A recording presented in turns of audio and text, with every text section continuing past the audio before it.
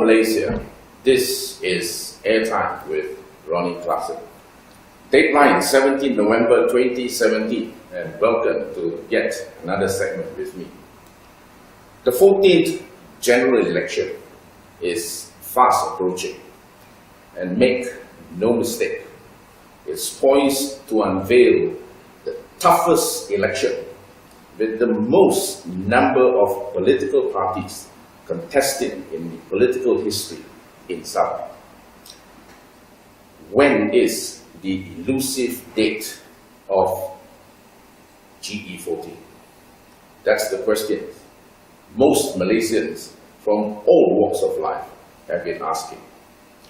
And the answer, within the next 180 days and counting, according to Deputy Prime Minister Datuk Sri Zahid Hamidi 5 days ago.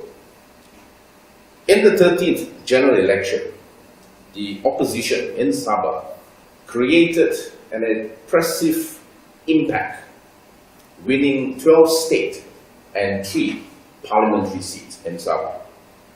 4.5 years today, the opposition are only left with 7 state seats, while the parliamentary seats remain status quo.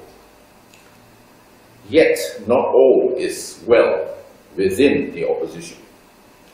Can the opposition repeat their impressive impact in the 13th general election in the coming 14 GE? Will they do better? Or will they just disintegrate? Who's leading the opposition pack? 11 opposition parties in Sabah, and none as an answer.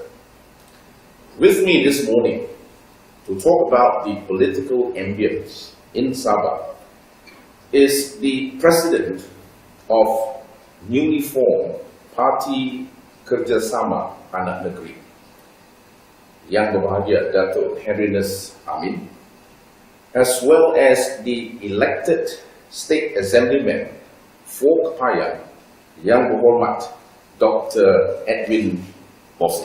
Welcome to the show, Datuk. Welcome, maybe. First off, allow me to convey my sincere thanks to both of you in agreeing to being my guest in the interview this morning. YB Edwin Bosi,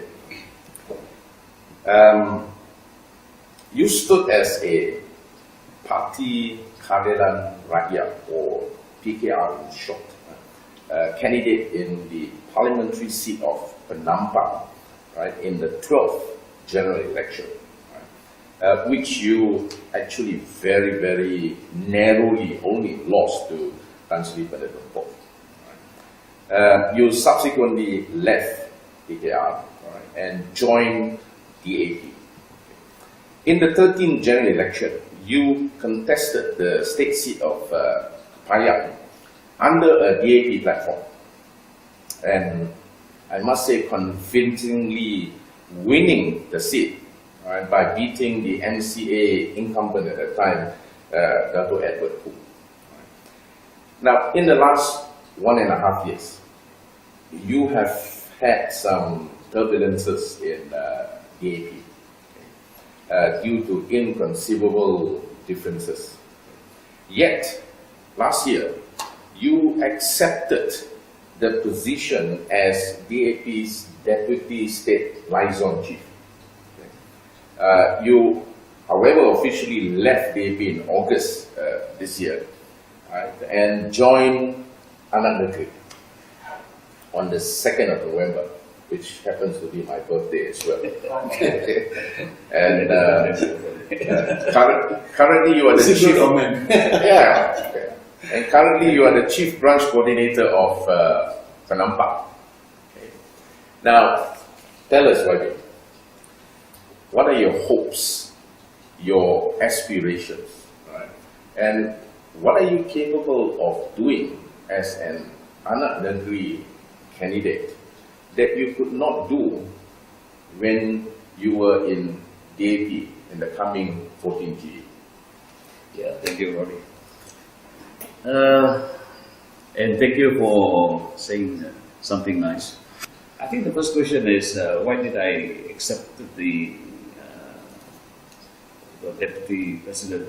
Deputy liaison chief of DAP, yeah, state liaison chief. Basically, what happened actually is this is the stage where I thought we would just forget about everything. I mean, whatever problem we face, we forget about it. But then, after getting back into the chair, I find that it's almost difficult to work.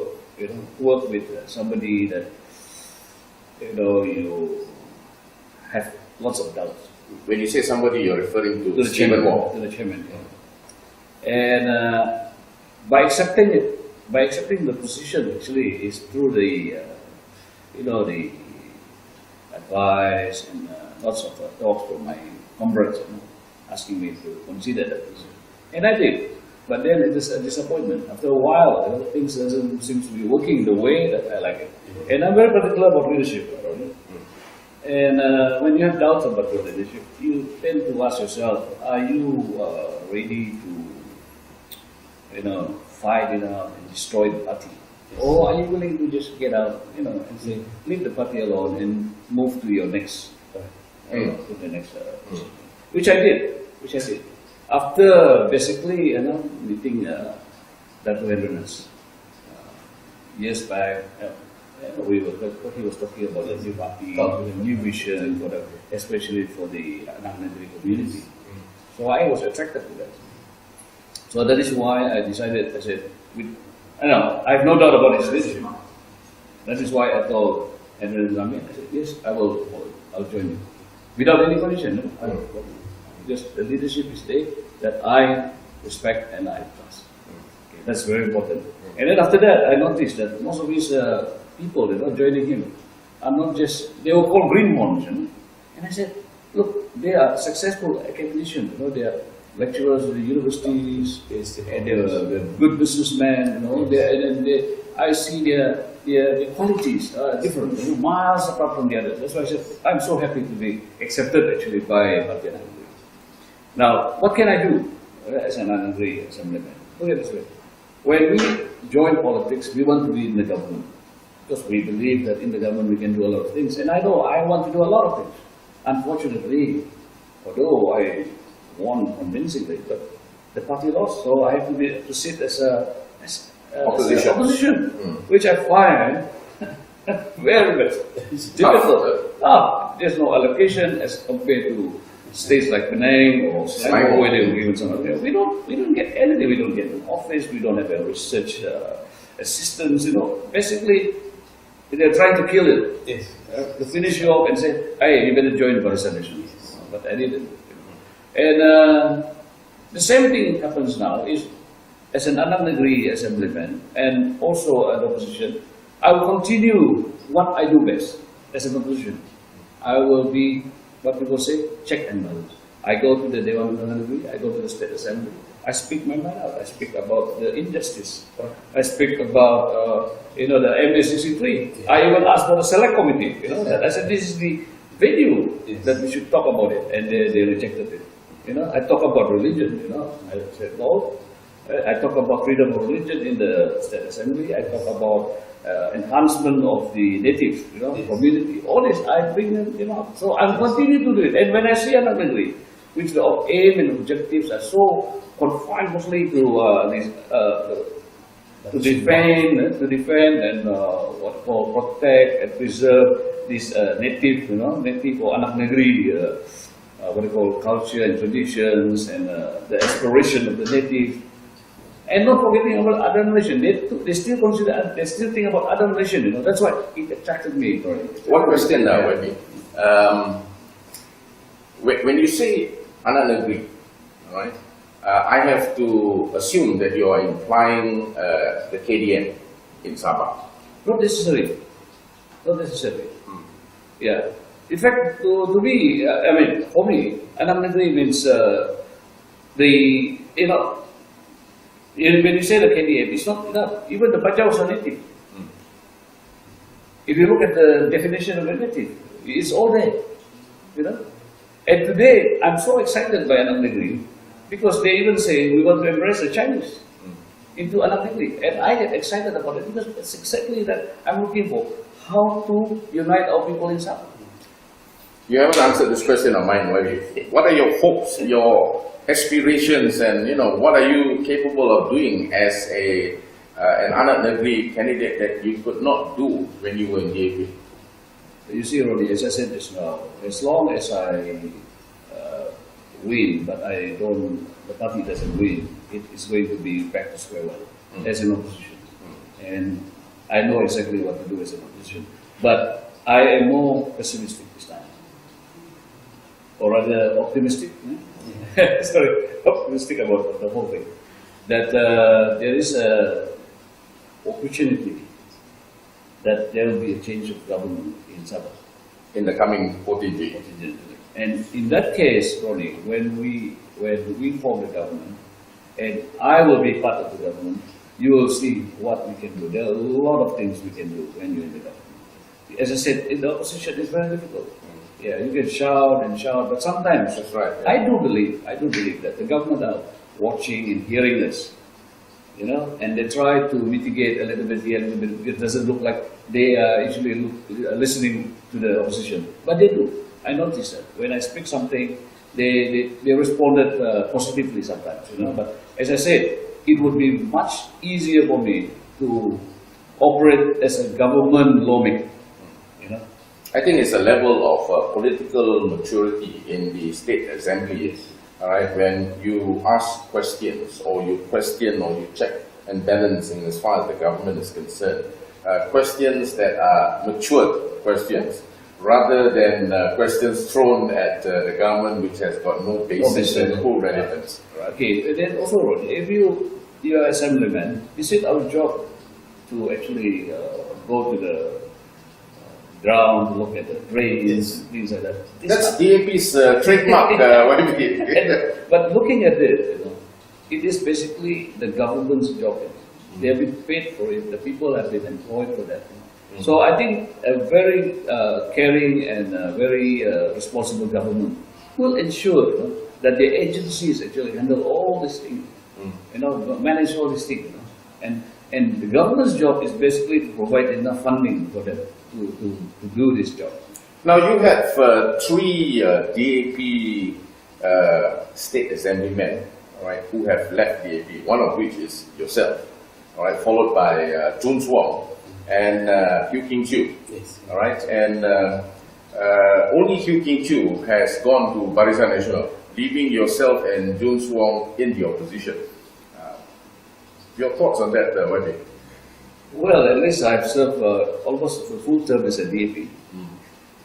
Almost 5 years. But anyway, as I said, I don't prescribe to the Barisan Nasional way of running the government. The government, the Barisan government may be a good government, but their policies, the way they run the government, makes you feel that a lot of injustice, And somebody who doesn't like injustice, I want to do something right, correct or wrong. But then again, how do you do it? You can't go to Barisan Nasional and then do it because you're nothing. You have to start from scratch, and that's why I'm willing to go and join Parti Negeri, although it's very small, as people say, but I think it is a rising party. And by the G14, you will see, the strength of Parti Negeri. Would it be fair to say, Wabi, that you have finally found your home as compared to the time when you were in DAP? I like to agree with your statement of that, because although DAP actually attracted me with their philosophy, justice for all, fighting for the injustice, all that, I am attracted to that. That's why I'm with that. But because of these irreconcilable differences, so I have to move out. And then I found, as you say, a home. And this is another party that actually has all the ingredients, all that I like. And for me, I'm very happy to be with Parti Negeri. Okay. Maybe this is one very interesting question that I need to put forward to you. All right. Now, the fact that Dato' Henriness has more or less narrowed down, all right, the opposition group that you would be working with, which is Pakatan Harapan, all right. We would probably have to assume that, all right, that DAP may probably, all right, not field a candidate in Kepayan, all right, may, all right. If your negotiation, Ronney, you are assuming that he's contesting Kepayan, isn't it? yes, yes, yes. He's the head of Penampang, Right, He can go anywhere. Right. Right. But let's narrow down to Kepayan. Okay, let's narrow down. I think in the 4.5 years that you were the assemblyman in Kepayan, you would have definitely made an impact there. All right. Now, Barisan Nasional basically is currently, or rather from the news that we hear, their possible candidate is Dato' Francis Goh, right, for Kepayan. In social media, we have seen that he has been seen practically everywhere, using a lot of money as well, right, in his campaigns, right, which is basically a good thing as well, right, because the recipients are basically voters, like for example, the death of some of the voters over there has gone and helped. Okay, now, how would you rate Dato' Francis Goh basically in the event you do decide to stand in Kepayan? Well, Ronney, it is difficult for me to actually. That was a friend, so I don't think it is fair for me to comment about him. I mean, if he wins, he's still my friend. Yeah. If he loses, he's still my friend. But as the Ketua Penyelaras Penampang, I've just been elected on the 14th of this month. I will be overseeing Penampang, which has two Dun, Moyok and Kepayan. We in the party will be looking at it. We will be going on the ground. We will assess the situation, and on the nomination day, you will find out. Which constituency you would be contesting? Exactly. Well, Penampang basically is becoming to be a very, very hot area simply because if at one time we knew that the MP was from PKR, the Moyok assemblyman was also from, by default, also from PKR, all right? And the assemblyman for Kepayan was from DAP. Right? Today you're looking at a new player in Penampang, which is Anak Negeri. Right? In fact, there's two new players. Daryl Lighting is no longer in PKR, he is now in Warisan. Right? So, well, we would then probably have to wait for your answer the moment the Prime Minister dissolves Parliament. Okay, now, call it history. Right, in the making, or probably the beginning, right, of something very positive, right, or the end of a fruitful journey. Okay. Today, Anak Negeri has its first seat, right, in the State Legislative Assembly. Yes. Okay. And in this afternoon's unveiling of the 2018 state budget, all right, by the Chief Minister. Right, and the subsequent debate over the budget next week. YP Edwin Bosi is going into the State Assembly this afternoon at 3 o'clock as the assemblyman for Anak Negeri and not the assemblyman for DAP any longer. All right. Now, how different, all right, is this going to be for you, YP, after 4.5 years? In the assembly as a DAP assemblyman, and now an Anak Negeri assemblyman.